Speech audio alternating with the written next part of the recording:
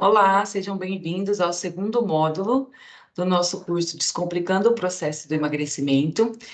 Nesse segundo módulo, nós vamos entender o déficit calórico. Tá? Então, a gente vai ver quais são os componentes do gasto energético, do gasto calórico, e como alcançar o déficit, tá? Então, eu vou compartilhar com vocês a apresentação.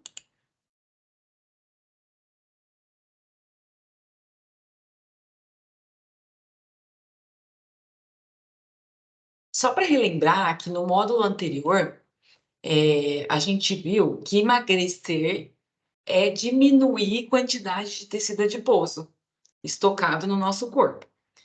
E uma coisa importante é que é preciso entender que esse tecido adiposo não é um tecido inerte, paradinho, que só serve de reserva de energia. Ele é um órgão.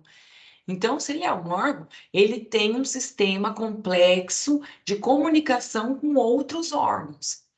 Como? Através da liberação hormonal, por exemplo. Tá? Ele também possui receptores para informações com outros tecidos, como tecido muscular, tecido hepático.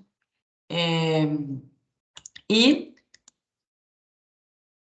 quanto mais a gente tenta diminuir esses estoques de gordura, mais o nosso corpo tenta se defender através de mecanismos compensatórios. Então, nós vamos ver um pouquinho disso nesse módulo 2. E aí eu falei bastante sobre a diferença entre emagrecimento e perda de peso no módulo anterior, mas eu queria deixar claro que nós não temos, através de estudos científicos, um percentual de gordura ideal, tá? Então, não tem uma quantidade ideal. O que seria essa quantidade ideal?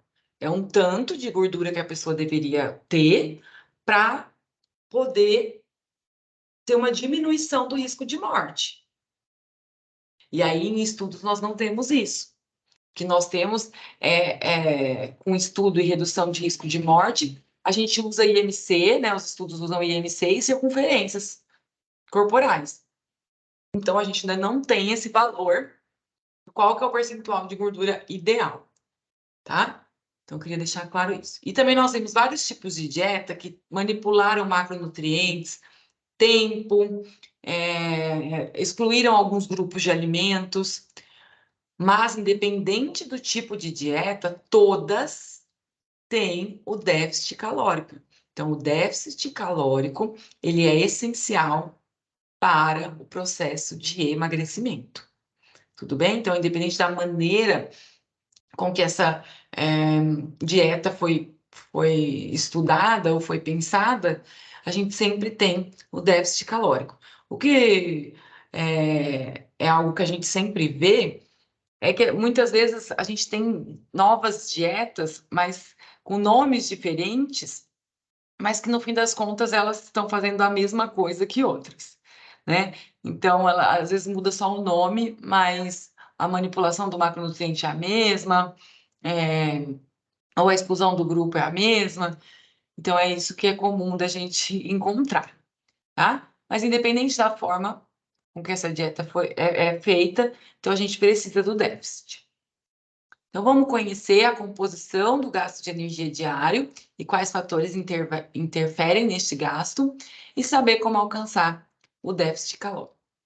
Então, para isso, temos que entender que o organismo humano ele tem necessidades nutricionais e essas necessidades de nutrientes e de energia, elas são alcançadas com o consumo de alimentos. Então, os alimentos que vão suprir essas necessidades nutricionais, tá? Então, quando a gente fala em necessidades energéticas, seriam o quê? A ingestão de energia necessária para a gente, dependendo da fase da vida, para o crescimento ou para a manutenção, em pessoas de idade, sexo, peso e estatura definidos, e o grau de atividade física desempenhado por eles. Então, a gente consegue suprir nossas necessidades através dos alimentos. que vão conter essa energia e esses nutrientes essenciais para a vida humana. Bom, então o que seria déficit calórico? Que eu falei que esse déficit, independente da dieta, ele é criado, né? O que importa, o que vai ter maior sucesso, qual dieta vai ter maior sucesso? Aquela que o paciente ou que a pessoa, né, se adaptar melhor, que ela conseguir ficar por mais tempo, que ela tiver adesão. Então, porque isso é a longo prazo, né? Processo de emagrecimento é uma coisa a longo prazo. Então, o que o indivíduo se adaptar melhor, conseguir se manter por mais tempo, seria a melhor estratégia, ok? Então, independente da dieta, o déficit calórico é criado. Então, parece simples, né? Déficit calórico é o quê? Eu gasto mais energia ou eu como menos. Acabei de mostrar a balancinha igualzinho, né? Necessidade igual consumo, então peso ficaria estável. Agora, se eu gasto mais do que eu como, então eu entro em déficit calórico. Tudo bem? Então, para eu entrar, né, em déficit calórico, eu preciso ou comer menos ou gastar mais energia, ok? Só que, qual que é a questão? Ah, então é simples, Juliana. Eu faço lá o cálculo de quanto que eu preciso de energia e consumo menos. Ou faço mais atividade física. Mas não é tão simples assim. Primeiro obstáculo, vamos dizer assim, seria saber quanto que a pessoa ingere e quanto que a pessoa gasta de energia. Para saber quanto que ela ingere, o que que a gente faz? A gente pergunta, né? Então depende do relato, depende da memória desse indivíduo. Tem as questões também do tamanho. Então, eu comi um pedaço médio de queijo. O que é um pedaço médio para mim? O que é um pedaço médio para você? Tá? Então, tem todas essas dificuldades na estimativa da ingestão energética. O que mais? Um outro obstáculo aí, pensando nesse equilíbrio do gasto e da ingestão, seria que os melhores métodos utilizados para avaliar o gasto de energia dos indivíduos, eles são utilizados em laboratórios de pesquisa, né? São caros. Então, não é utilizado no dia a dia no consultório de nutricionista, por exemplo. E o que usa, então? São utilizadas fórmulas que estimam o gasto de energia. Só que essa estimativa, através de fórmulas preditivas, elas são um pouco limitadas. Por quê? Porque não considera a genética, os fatores genéticos daquela pessoa, não considera a adaptação do corpo, que eu vou falar bastante hoje, tá bom? Então, a gente já tem esses primeiros obstáculos aí para alcançar o déficit calórico, é saber entender quanto que essa pessoa comeu e quanto que ela gasta. Então, esse seria o primeiro obstáculo para entender o déficit calórico.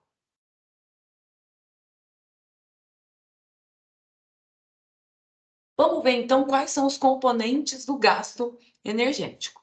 Então, se eu gasto o mesmo tanto que eu consumo, a balancinha fica elas por elas. Tá, mas o que tem nesse gasto? Então, a necessidade energética, então a necessidade de energia, corresponde à quantidade mínima de energia necessária para o funcionamento fisiológico satisfatório, então, para o nosso organismo funcionar perfeitamente.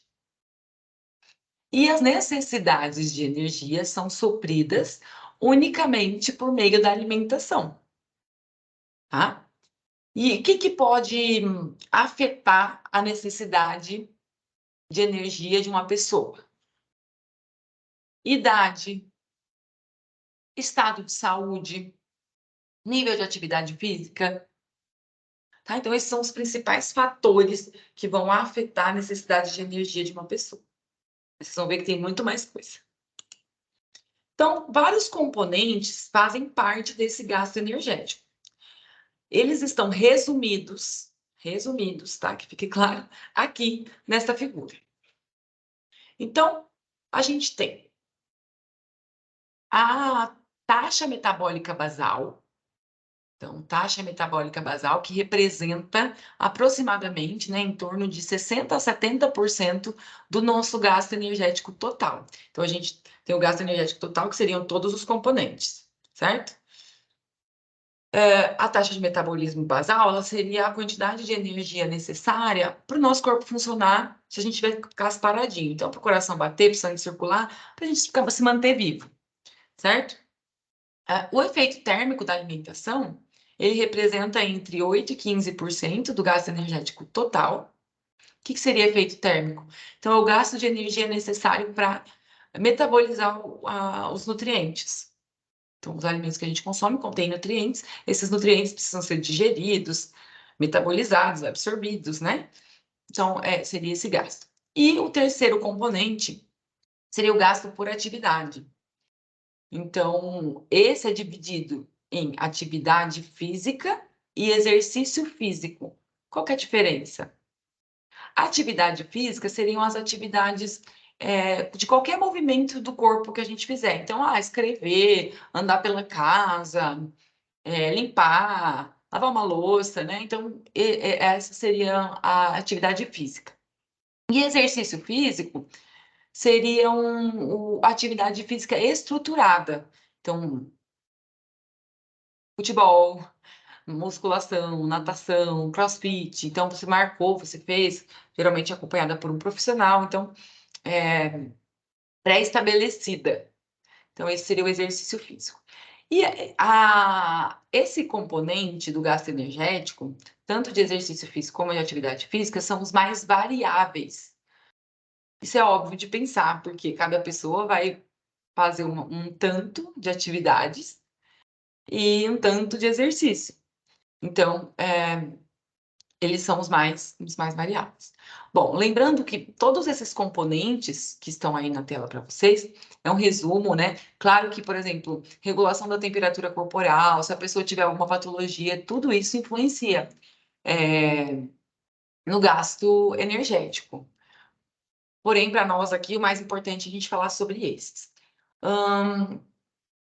Esses valores que eu coloquei para vocês, né, 60% a 70% é a taxa de metabolismo basal, 8 a 15% efeito térmico da alimentação, 15 a 30% exercício físico, 15 a 50% atividade física, são valores médios, né? Cada componente vai variar muito, principalmente os componentes exercício físico e atividade física.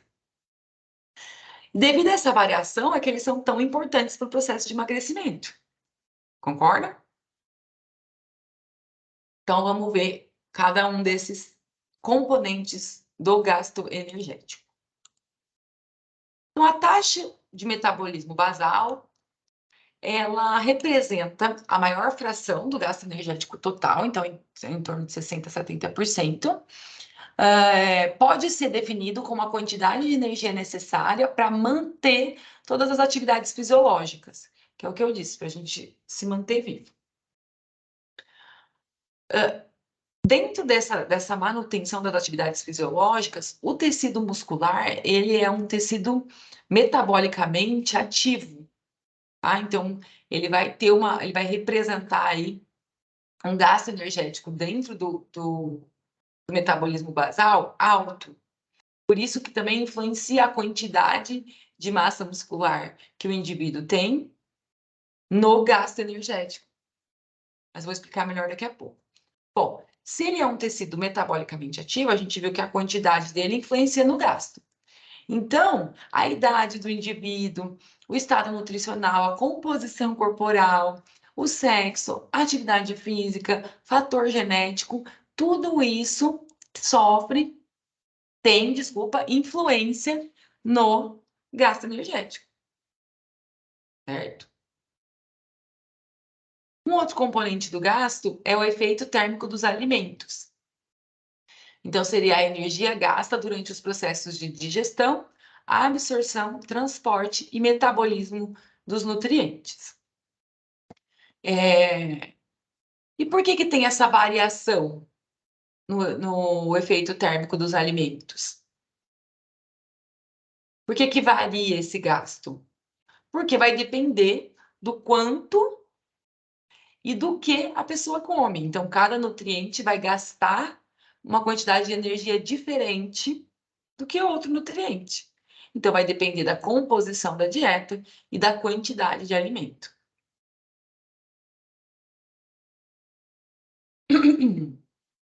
Os componentes mais variáveis, que seria a termogênese do exercício físico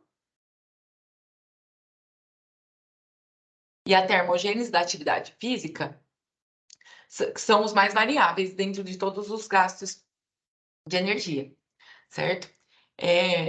Então, se eu pensar que eles são os mais variáveis, quanto mais eu fizer atividade ou exercício físico, mais eu vou gastar energia. Quando a gente pensa nisso, parece óbvio. Mas o que os estudos têm mostrado? O que a ciência tem mostrado? Que o corpo, ele compensa o aumento do gasto, tanto por atividade como por exercício, diminuindo os gastos dos outros componentes energéticos. Então, o corpo se adapta. Não é tão óbvio assim. Quanto mais eu gastar, então, se eu fizesse exercício o dia inteirinho, ficar 5 horas fazendo exercício, ou se eu. Então, eu vou gastar mais a longo prazo? Vai aumentando esse gasto, com certeza. Esse gasto vai aumentando. Só que chega num ponto que o corpo se adapta, e aí reduz os outros componentes do gasto energético.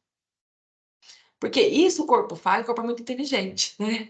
Porque para proteger o indivíduo. Imagina se a gente pensar antigamente que as pessoas precisavam caçar para se alimentar. Se ficasse o dia inteirinho caçando, gastando muita energia e aí não houvesse essa compensação, certo? E tem também outros tipos de compensações que eu vou falar melhor daqui a pouco, mas alguns indivíduos, eles diminuem o gasto por atividade física quando fazem exercício físico. Então, eu treino 1 hora e meia por dia. Nesse dia que eu fui fazer essa atividade programada, vamos supor, uma musculação, as outras horas do dia eu me movimento menos, levanto menos, ando menos, faço menos atividades normais do dia a dia. Então, também tem essa compensação. Então, não é só o corpo que faz essa adaptação, o indivíduo também faz através do comportamento dele. Bom, mas independente disso, a gente tem que frisar a importância da atividade física, né? Então, pessoas sedentárias que não fazem atividade de exercício físico têm um risco aumentado de morte em comparação com pessoas mais ativas. Então, independente dessa compensação do gasto, né, não é tudo que é gasto, a gente não tem que colocar todas as nossas fichas nisso. A gente tem que pensar que o exercício físico, ele é importante para a nossa saúde de maneira geral. Então, o corpo precisa e funciona muito melhor quando está ativo. Por isso que é tão importante a gente achar alguma atividade que a gente goste de fazer, para incrementar a nossa rotina. Então, fazendo um resumo aí do que a gente viu, né? Que seria o gasto energético total? Seriam, então, todos esses componentes que a gente estudou. Gasto, ou a taxa de metabólica basal, quantidade de energia para a gente se manter vivo, para as atividades fisiológicas acontecerem. Termogênese por atividade física, termogênese por exercício físico. E efeito térmico dos alimentos, quantidade de energia para metabolizar os nutrientes. Então, a gente pode também definir aqui balanço energético. O que seria balanço energético? O equilíbrio entre o consumo e o gasto energético diário de uma pessoa. Então, para manter esse equilíbrio, o consumo total de calorias, ou seja, a necessidade energética, deve ser igual ao gasto. Então, eu tenho uma manutenção do estado nutricional do indivíduo. Agora, se eu tiver um desequilíbrio nesse balanço energético, que seria consumir abaixo ou acima das necessidades energéticas, aí eu vou ter um balanço energético negativo ou positivo. E aí, se esse balanço energético for positivo ou negativo, isso vai interferir no estado nutricional da pessoa, claro. Então, se eu comer menos do que eu gasto, eu vou emagrecer. Se eu comer mais do que eu gasto, eu vou engordar. Sempre na teoria, tá, gente? A gente sabe que pessoa. Se você tem estudos muito legais que comparam gêmeos e colocam o mesmo déficit calórico para eles e eles perdem peso diferente. Tá? Então, essa conta ela não é tão redonda assim. Gostaria que isso ficasse claro para vocês. Então, aqui só uma imagem para ver a soma, né, dos componentes do gasto energético e o que nos dá energia. O que nos dá energia são os alimentos, os macronutrientes. Então, os carboidratos, as proteínas e as gorduras.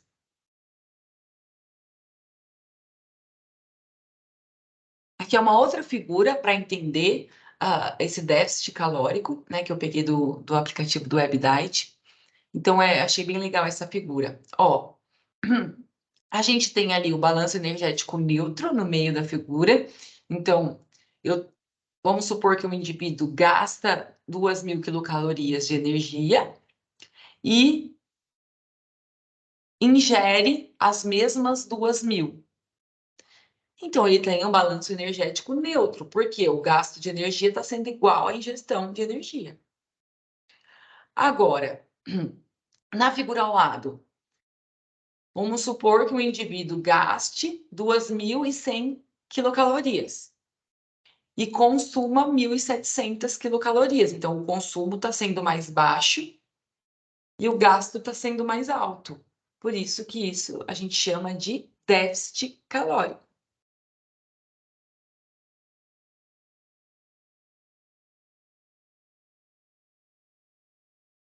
Sabendo de tudo isso, né, como que é o balanço energético, quais são os componentes do gasto, o que é déficit, é possível acelerar o metabolismo? Então, primeiro vamos entender, metabolismo é o quê?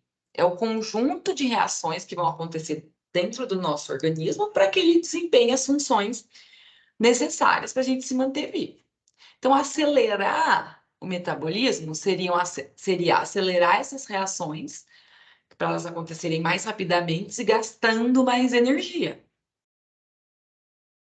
Então, pensando nisso, para emagrecer, a gente precisaria de um bom aumento nesse metabolismo, nessas reações que ocorrem dentro do corpo, tá? Então, o que a gente tem? A gente escuta falar suplemento termogênico. Qual que é o princípio do funcionamento dos suplementos termogênicos? Ele aumenta o gasto de energia, produzindo calor. Mas a gente precisaria acelerar tanto assim para poder emagrecer? A temperatura do corpo chegaria a um estado febril perigoso para acelerar esse tanto, porque, ó, qual que é o princípio do funcionamento do suplemento termogênico? Aumentar o gasto de energia e produzir calor. Para conseguir emagrecer com isso, você precisaria aumentar muito a temperatura, e aí ia chegar num estado febril que a pessoa não tem condições de ficar isso por muito tempo. Outra questão, exposição ao frio. Então, sim, o gasto calórico ele aumenta quando um indivíduo é exposto ao frio. Então, vamos supor que você fique semanas num lugar muito frio, você seja exposto a um lugar extremamente frio. O gasto ele aumenta. Porém, o corpo vai se adaptando e aí esse gasto diminui. Tanto é que quando começa a ficar frio, você parece que você não vai aguentar. Depois você acostuma. Então, por causa disso, porque o corpo se adapta e aí diminui esse gasto. Então, também não teria como colocar. Aí eu quero deixar bem claro que banho gelado não vai adiantar nada, né? Então, essas coisas não adiantam, porque é um curto período de tempo. E alimento termogênico? Então, por exemplo, café, chás, pimentas. O que acontece com esses alimentos? Eles vão ter algum composto ali que vai fazer, sim, esse efeito termogênico. Porém, esse efeito termogênico, quando a gente pensa no consumo em quantidades normais desses alimentos, ele é muito pequenininho. E os estudos acabam fazendo o quê? Para poder dar resultado, né? Para poder ver o resultado. Isola esse composto. Então, por exemplo, a pimenta. Qual que é o composto que tem esse efeito termogênico? A capsaicina. Então, os estudos fazem o quê? Isolam a capsaicina e faz o teste com esse composto isolado em quantidades grandes. Para você conseguir alcançar essa quantidade de capsaicina comendo pimenta, você teria que comer uma quantidade que não cabe, entendeu? Chá, café, a cafeína tem esse efeito. Então, eles pegam, isolam a cafeína e fazem isso tudo com a cafeína. Tá? Então, se a gente pensar que esses compostos que aceleram, né, que tem esse efeito termogênico, e que do alimento em si seria difícil conseguir. Tem sim um efeito, aumenta, mas é muito pouco. Se a gente depender desses compostos para emagrecer, né? Então eles podem ter assim uma ajuda, mas a gente não tem nada milagroso, né? Então eu vou começar a consumir cafeína e vou emagrecer, eu vou começar a consumir capsaicina e vou emagrecer. Então não é bem assim. Aumentar a quantidade de massa muscular. Então a gente viu no começo desse módulo que o tecido muscular, ele é metabolicamente ativo. Então ele gasta energia. Embora o gasto do tecido muscular em repouso seja baixo, então em torno aí de 50 calorias por dia para cada quilo de massa, durante a atividade física, esse gasto aumenta, tá? Então, talvez, sim, seria eficaz nesse aumento do gasto energético. Aí pensa aqui, ó, uma coisa que faria muito sentido, pensando em aumento de gasto com massa muscular. Se eu aumentar 2 quilos de massa muscular, que eu estou emagrecendo, lembra? Proporcionalmente. Eu vou aumentar meu gasto em pelo menos 100 calorias. Então, é interessante, sim, aumentar a quantidade de massa muscular, porque você aumenta o gasto, e não é só isso. O aumento de massa muscular também aumenta, né, melhora a saúde, o bem-estar, a longevidade com qualidade de vida. Então, não basta viver muitos anos sem qualidade de vida, sem conseguir se locomover, por exemplo.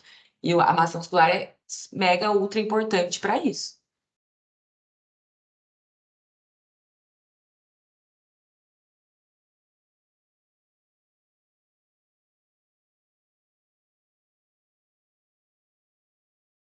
O corpo, ele tenta manter em equilíbrio o balanço energético. Então, vocês perceberam isso? Com tudo isso que eu falei para vocês, de estratégias para aumentar o gasto. Então, cada indivíduo vai ser diferente. Esses processos, eles podem acontecer de modo e de intensidade diferente, ok? Então, não tem como a gente falar numa regra, né? Vai fazer tal coisa, vai perder tanto, vai gastar tantos, porque cada indivíduo vai ter a sua maneira diferente de gastar essa energia. Vai gastar de uma maneira diferente, né? E o que a gente sabe, que a ciência tem mostrado, é o quê? Que a gente tem esses mecanismos compensatórios. Eu não falei para vocês lá no começo que a termogênese por atividade e a termogênese por exercício físico são as mais variáveis, claro, vai depender da quantidade que aquela pessoa faz, se ela é mais ativa ou menos. Então, vamos supor que uma pessoa aumente este gasto, ou por atividade e ou por exercício físico. Então, a pessoa aumenta esse gasto. de energia. O que acontece?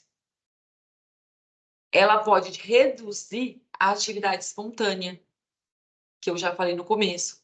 Então, eu tenho uma atividade programada de 1 hora ou 2 horas, enfim, por dia. Aí, na outro período do dia, eu compenso esse tanto que eu gastei. Eu fico mais paradinha. Um outro mecanismo compensatório que também acontece pode ser fisiológico ou comportamental, em relação à fome. Então, eu fiz exercício.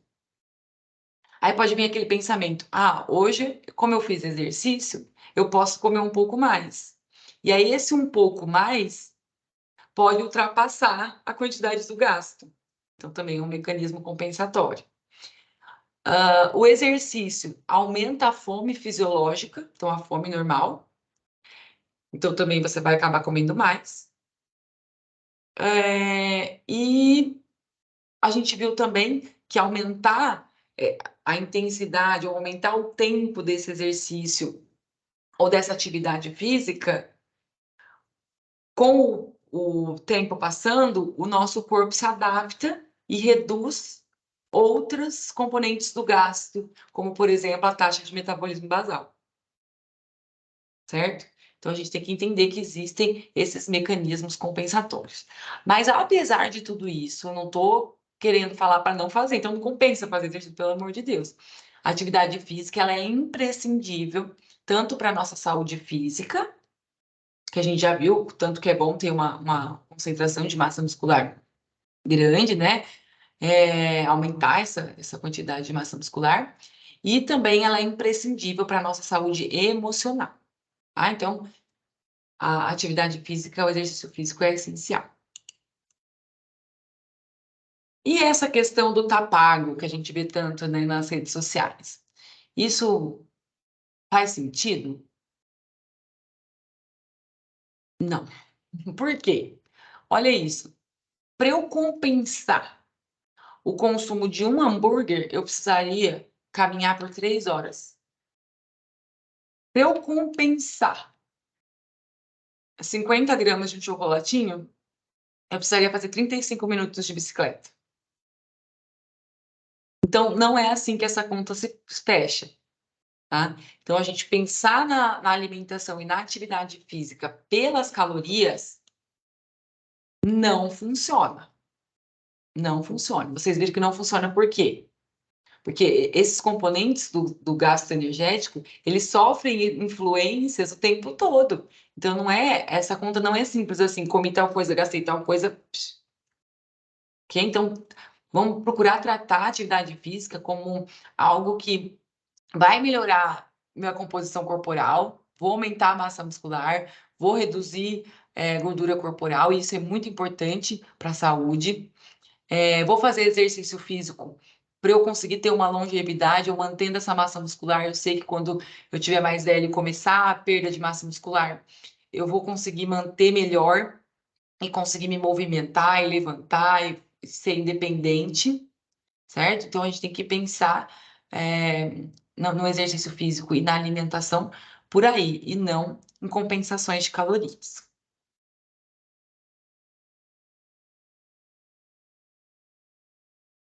Então, o exercício físico e a alimentação saudável precisam fazer parte da nossa vida, precisam fazer parte da nossa rotina. O que é importante? Então, ver nossas preferências. Eu estou fazendo essa atividade porque eu gosto, ou porque eu tenho companhia para fazer. Às vezes a companhia já te ajuda, te incentiva a fazer. Um lugar agradável, que você vê uma paisagem bonita. Então, pense nas suas preferências. O que você realmente gosta? Uma outra dica, uma outra sugestão que eu dou é o seguinte: pense em pequenas metas. O que os trabalhos mostram? Que às vezes você tem um foco: eu quero perder 10 quilos, eu quero perder 8 quilos, quero perder, enfim. Um pequeno percentual de perda de peso, 5%, 2% do peso, já tem grandes resultados metabólicos, melhora a resistência à insulina, melhora níveis de lipídicos. níveis de lipídios séricos. Então, melhora a qualidade de vida, bem-estar, memória. Então, coloque pequenas metas. Eu não faço nada de atividade, não faço nada de exercício programado.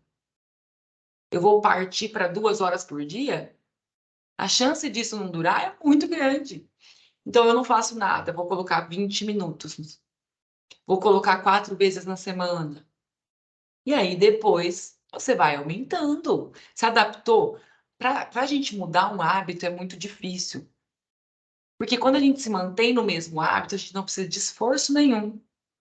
A gente não gasta energia emocional, mental, né? Para manter um hábito. Se eu perguntar, você escovou o dente hoje? Vai ser difícil você lembrar, uma coisa que você faz sempre, toda hora. Você trancou a porta? Por que que às vezes a gente fala, será que eu tranquei a porta? Isso é um hábito. Agora, mudar de hábito requer esforço, requer gasto de energia. Então, por isso que é difícil. E por isso que é legal colocar metas pequenas, metas possíveis dentro da sua rotina, tá? Então, pensem, o que faz sentido na sua rotina? Como você conseguiria, então, melhorar as atividades, os exercícios dentro do que é real para você, tá bom? Então, o módulo 2 era isso. A gente se encontra no módulo 3, falando um pouco mais sobre alimentação saudável, vamos conhecer os alimentos, aprender a fazer substituições dentro de cada grupo para você, então, melhorar a sua autonomia alimentar, saber fazer escolhas melhores. Espero vocês. Até mais.